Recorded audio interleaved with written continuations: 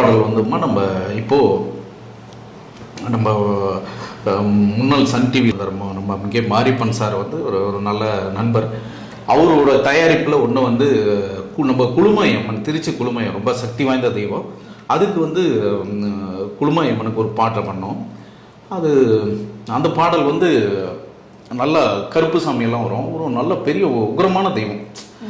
திருச்சியில் பார்த்தீங்கன்னா ஒரு கிட்டத்தட்ட ஒரு 50,000-70,000 பேர் மக்கள் கலந்துக்கிற அளவுக்கு ஒரு பெரிய விழாவாக நடக்கும் குழுமாயம்மன்.